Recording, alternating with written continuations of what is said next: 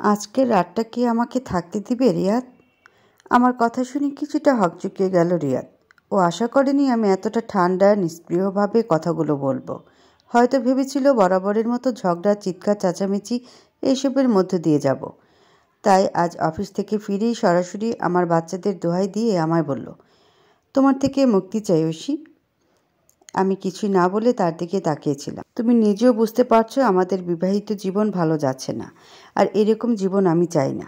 জীবনের পুরোটাই তো পড়ে আছে সামনে। এতটা ভালো না লাগা নিয়ে সংসার করা যায় না। এক নাগারে রিয়াদ বলে চলল যেন কথাগুলো ওর মুখস্থ করা। এমন নয় যে এসব বিষয়ে ওর সাথে আমার আগে কথা হয়নি, বহুবার হয়েছে, ঝগড়াও হয়েছে। আমি রাগ করেছি, জিনিসপত্র ভেঙেছি, কেনই বা করব না। তিলে তিলে গড়ে তোলা আমার সংসার, দুটি বাচ্চা, সব কিছু মুহূর্তে লণ্ডভণ্ড হয়ে যাবে, কারণ ও এখন আমাকে আর আগের মতো মূল্যায়ন করতে পারছে না সেজন্য। আচ্ছা, আমি আমার চাকরিটা কি নিজের জন্য ছেড়েছিলাম? আমাদের দুজনের বাচ্চার জন্য ছেড়েছিলাম, অথবা বলা যায় ছাড়তে বাধ্য হয়েছিলাম। বিয়ের প্রথম 2 বছর খুব ভালোভাবে আমাদের কাটলেও পরবর্তীতে যখন আমার প্রথম সন্তান গর্ভে আসে, আনন্দে রিয়াদ কী করবে কিছুই বুঝতে পারছিল না। আমার প্রথম পুত্র সন্তান জন্ম নিল তার 2.5 বছর পর মেয়ে। কিন্তু কী জানি কী হলো, মেয়ের জন্মের পর থেকে রিয়াদ বদলে গেল। হ্যাঁ, আমিও বদলালাম, বদলাতে বাধ্য হলাম। চাকরি ছেড়ে দিলাম, রিয়াদ নিজেই বলেছিল। কাজের লোকের হাতে বাচ্চা মানুষ হোক, তা ও চায়নি। অবশ্য আমার যে সম্মতি ছিল না তা নয়। খুব স্বাভাবিকভাবেই আমার দুটি বাচ্চা জন্মের পর আমার নখে আগের মতো আর নেল পলিশ থাকে না। সারাদিন ছুটোছুটি করার পর, ঘরের সমস্ত কাজকর্ম করার পর চুল আঁচড়ে পরিপাটি শাড়ি পরে রিয়াদের জন্য অপেক্ষা করতে পারি না। চোখে কাজল দেওয়াই হয় না, ঠোঁটে লিপস্টিক তো বহুদূর। ছেলেটাকে স্কুলে দেওয়ার পর কাজ যেন আরও বেড়ে গেল। রিয়াদ কখনো এইসব ব্যাপারে খোঁজ খবর করেনি। কাজের লোক অবশ্য একজন আছে, সে একবেলা এসে কাজ করে দিয়ে যায়। কিন্তু ওই যে বললাম, সময় খুব নিষ্ঠুর হয়। আমার আর রিয়াদের বিয়ের 9 বছর পর আমাদের মাঝে তৃতীয় একজন ঢুকে গেল। আমি তখনও কিছু বুঝতেই পারিনি। ধীরে ধীরে আমার প্রতি শারীরিক আকর্ষণ ওর মিলিয়ে গেল। মানসিকভাবেও যেন আলোকবর্ষ দূরে চলে গেল রিয়াদ। ও আর তেমন কথাই বলতো না আমার সাথে। যাই বলতো তা নিয়েই ঝগড়া শুরু হয়ে যেত। ও ক্লান্ত থাকতো, আমিও সারাদিন ঘরের সমস্ত কাজকর্ম করে বাচ্চা সামলে ক্লান্ত থাকতাম। তার মধ্যে ও যখন বলতো বাজারে এর দাম বেড়ে গেছে, ওর দাম বেড়ে গেছে, সংসারের কোনো আয় নেই, আমার মধ্যে কোনো লক্ষ্মী ভাব নেই, পায়ের উপর পা তুলে শুধু খাই, তখন খুব মেজাজ গরম হতো। আমিও চিৎকার করতাম। তবে প্রায় 1 বছর ধরে আমি ঝগড়া করা একদমই বন্ধ করে দিয়েছি। আমাদের মধ্যে কথাও হয় খুব কম। যখনই জানতে পেরেছি সেই তৃতীয় ব্যক্তিটির কথা, যে রিয়াদের সাথে একই অফিসে চাকরি করে, সুন্দরী, লাস্যময়ী, কম বয়সী, হাই হিল পরা, চড়া মেকআপ আর গাঢ় লিপস্টিকের আধুনিক এক তরুণী, যার সামনে আমি এখন আর কিছুই না। প্রথম যেদিন জেনেছিলাম খুব কষ্ট হয়েছিল। সত্যি রিয়াদ পারল আমাকে রেখে অন্য আরেকজনের সাথে? না, আমি ভাবতেই পারছিলাম না, কিন্তু যা সত্য তা অপরিবর্তনীয়, আমার মন যতই না মানুক। মনে আছে সেই রাতে বালিশ ভিজিয়েছিলাম কেঁদে। আমি খাটের কোণে চুপচাপ বসে রিয়াদকে প্রশ্নটা করেছিলাম, আজকে রাতটা আমায় থাকতে দেবে? রিয়াদ তাকিয়েছিল আমার দিকে। আমি কাল সকালে বাবার বাড়িতে চলে যাব। তুমি তো জানোই বাবা অসুস্থ, এসব শুনলে আর অস্থির হয়ে যাবেন। তাই আমি একাই যাব। বলবো তাকে দেখতে এসেছি, পরে পরিস্থিতি বুঝে তাদেরকে মানিয়ে বাচ্চাদেরকে নিয়ে যাব। এই কয়দিন আশা করি তুমি আমার বাচ্চাদেরকে দেখে রাখতে পারবে। তুমি ভেবো না আমি তোমার বিরুদ্ধে কোনো কিছু করব না। দেখছিই তো 1 বছর ধরে কেমন চুপচাপ হয়ে আছি। তুমি বুঝেই গেছো আমি সব জেনে গেছি, তাই তোমার ওপর সমস্ত দাবিও ছেড়ে দিয়েছি। রিয়াদ একটু আমতা আমতা করে বলল, তুমি সব কিছু এত সহজে মেনে নিচ্ছ? রিয়াদ গভীর মনোযোগে আমার দিকে তাকালো। ওর ধারণা হয়তো আমি আবার আগের মতো সুইসাইড করার প্ল্যান করছি। হ্যাঁ, আমি আগেও 2 বার এই প্ল্যান করেছিলাম, কিন্তু বাস্তবায়ন করতে পারিনি, দুবারই অসফল হয়েছি। তুমি ভেবো না, আমি আমার জীবনকে অনেক বেশি ভালোবাসি এখন। সৃষ্টিকর্তা প্রদত্ত এই জীবনটা একটা উপহার, তা আমাকে বহু যত্নে সামলে রাখতে হবে। ভোরে উঠে দেখি রিয়াদ আমার আগে উঠে গেছে। দুজনের জন্য চা বানালাম। শব্দে আমার ছেলেটাও জেগে উঠেছে। আম্মু, আজকে তো ছুটির দিন, তোমরা এত সকালে কেন উঠেছ? আমি আমার ছেলের দিকে চোখ তুলে তাকাতে পারছি না। রিয়াদ বলল, বাবা, তোমার নানা ভাই খুব অসুস্থ, তাই তোমার আম্মু দেখতে যাচ্ছে, আমিও যাব। তা কি করে হয়? তোমার স্কুল আছে না? তুমি থাকো, আমি চলে আসব। ছেলের মাথায় হাত রেখে বললাম, নানা ভাই কি খুব বেশি অসুস্থ? তুমি ওইসব নিয়ে চিন্তা করো না, বোনকে দেখে রাখবে, ও তো ছোট, ও যেন একটুও না কাঁদে। ঠিক আছে বাবা?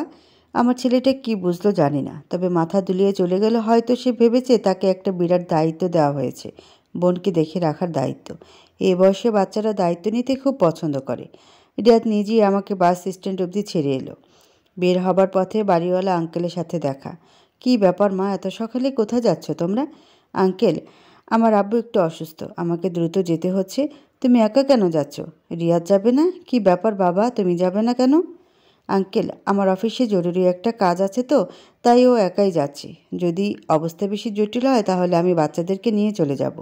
ও আচ্ছা, বাচ্চাদেরকেও রেখে যাচ্ছ? আচ্ছা আচ্ছা, দোয়া করি তোমার আব্বা ভালো হয়ে যায়। তাকে আমার সালাম শুভকামনা জানাবে। আসি আঙ্কেল, ভালো থাক। বাড়িতে কান্নার রোল পড়ে গেছে। আমি যখন এসে পৌঁছালাম প্রায় সবাই আমাকে সান্ত্বনা দিতে ছুটে এলো। আমার ঘরমাক্ত চেহারা, আলুথালু চুল, চোখ দুটো অসম্ভব লাল হয়ে আছে। একসময় মাথা ঘুরে পড়ে গেলাম। ঘরে মৃদু একটা আলো জ্বলছে। আশেপাশে অবশ্য কেউ নেই, বাইরে থেকে অল্প অল্প শব্দ আসছে। হঠাৎ খুট করে দরজাটা খুলে গেল। আমার মা এসে মাথায় হাত রাখলেন। এখন কি শরীরটা একটু ভালো লাগছে? পিঠে বাবার হাতের স্পর্শ পেয়ে তাকে জড়িয়ে ধরে ডুকরে কেঁদে উঠলাম। মা একটু ঝাঁকিয়ে উঠে বললেন, তুমি আবার আসতে গেলে কেন? যাও, পাশের ঘরে গিয়ে বিশ্রাম নাও, এমনিতেই অসুস্থ তুমি। বাবা কোনো মতে কান্না চেপে বললেন, আমি তো আমার মেয়ের কপালে এই দুর্ভোগ ডেকে নিয়ে এসেছি। আমি অসুস্থ বলি আমার মেয়ে আমাকে দেখতে গিয়েছিল, আর এর মাঝে এত সব কাণ্ড ঘটে গেল। আমি বাবার মুখে মাথা রেখে জড়িয়ে ধরে আছি বাবাকে। পুলিশের এসআইয়ের সাথে আমার কথা হয়েছে। উনি খুব বিনীতভাবে আমার সঙ্গে কথা বলেছেন। ম্যাডাম, আপনি কি জানতেন আপনার স্বামীর পরকীয়ার কথা? আমি হু হু করে কেঁদে উঠলাম। কোনো উত্তর দিলাম না। বুঝতে পেরেছি, আপনার স্বামী হয়তো ভুল করে মেয়েটির সাথে জড়িয়ে গিয়েছিল। পরে ফেরত আসতে চেয়েছিল, আপনি না থাকার সুবাদে সে হয়তো মেয়েটিকে ডেকে বুঝিয়ে বলতে চেয়েছিল। আর তাছাড়া মেয়েটির ট্র্যাক রিপোর্ট আমরা দেখেছি, খুব খারাপ। এর আগেও বিভিন্ন পুরুষের সাথে তার সম্পর্ক ছিল। তাছাড়া পোস্টমর্টেম থেকে আমরা জানতে পেরেছি ওনার শেষ খাবারেই বেশ মেশানো হয়েছিল। আর আমি নাম বলতে চাচ্ছি না, সেই পানীয়র বোতলটি নিয়ে ঢুকেছে মেয়েটি নিজেই। অতএব আমরা ধরে নিতেই পারি হয়তো তাদের মধ্যে তিক্ত সম্পর্ক চলছিল। মেয়েটি এর সুযোগ নিয়েছে এবং আপনার স্বামীর উপর প্রতিশোধ নিয়েছে, কিন্তু সে বুঝতে পারেনি ধরা পড়ে যাবে। আপনি চিন্তা করবেন না, আমাদের পোস্টমর্টেম শেষ। বডি আপনারা চাইলে এখন নিয়ম অনুযায়ী দাফন করতে পারেন। কি যে অবস্থা সমাজটার, মানুষের মানসিকতার। বলতে বলতে উনি আস্তে করে উঠে চলে গিয়েছিলেন। আমি মনে মনে বলেছিলাম, তোমরা খুব বোকা। তোমরা বডির সুরতহাল করেছ, স্টোমাকে বিষ পেয়েছ, পানীয়টি পরীক্ষা করেছ, কিন্তু পাশেই পড়ে থাকা বরফের দিকে নজর দাওনি। এটা এক ধরনের দায়িত্বহীনতা। তবে এই দায়িত্বহীনতায় আমি বেঁচে গিয়েছি। ছোটবেলায় কোনো এক ক্রাইম শোতে এইরকম একটা ব্যাপার আমি দেখেছিলাম। অ্যাপ্লাই করলাম আর চমৎকার একটা রেজাল্ট পেলাম।